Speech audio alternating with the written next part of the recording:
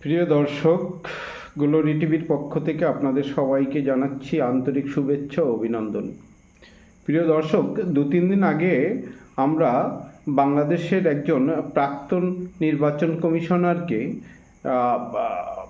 ভীষণভাবে অপমানিত হতে দেখেছি।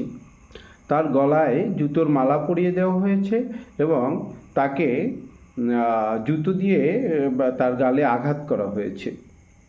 কে এই নুরুল হুদা?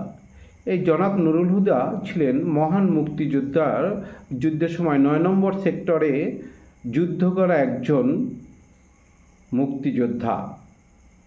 তিনি একজন প্রাক্তন সচিব ছিলেন এবং তিনি প্রাক্তন নির্বাচন কমিশনার ছিলেন।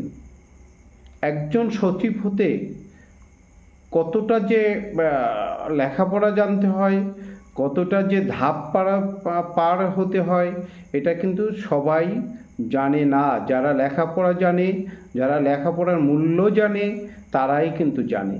বাংলাদেশে একদল মব সৃষ্টিকারী, তাকে জুতোর মালা পরিয়ে দেওয়া হয়েছে, তার গালে জুতো দিয়ে আঘাত করা হয়েছে।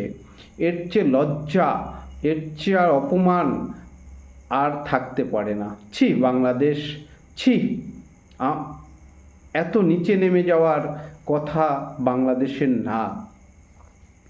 তাই আমি সরকারের কাছে অনুরোধ জানাবো যে এই মব সৃষ্টিকারী যে দল ছিল, তাদের অবিলম্বে গ্রেপ্তার করতে হবে।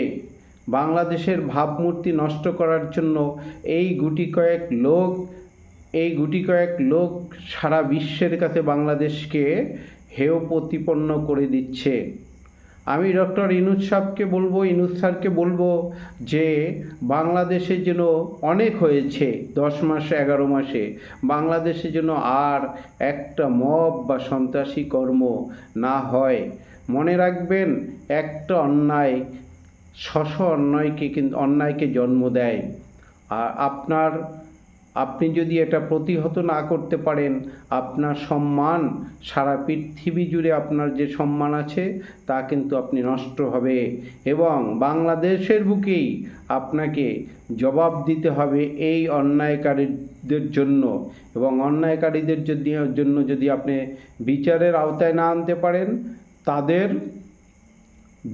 বিচারের কাঠগড়ায় না দাঁড় করাতে পারেন, তাহলে কিন্তু এর জবাব আপনাকেই দিতে হবে। একজন ব্যক্তি সে অন্যায় করতে পারে, তার জন্য আইন আছে, আদালত আছে, সেখানে নালিশ জানাতে হবে, তারপর তার জেল হতে পারে, ফাঁস হতে পারে। কিন্তু বিনা বিচারে এভাবে অপমান করার অধিকার কারো নেই। তাই এই যারা মব সৃষ্টি করেছে তাদের বিচারের আওতায় আনতে হবে, নতুবা কিন্তু আরও সম্মানহানি হবে। এখন হয়তোবা যারা বিগত দিনে ক্ষমতায় ছিল তাদের সম্মানহানি হতে পারে, কিন্তু আগামীতে কিন্তু আবার আজকের যারা ক্ষমতায় আছেন তাদের সম্মানহানি হবে। সুতরাং এ পর্যন্ত বন্ধ করুন, যা হয়েছে, এখন থেকে আর যেন না হয় এই অনুরোধ রেখে আজকের শেষ করছি। এ পর্যন্ত সবাই ভালো থাকুন।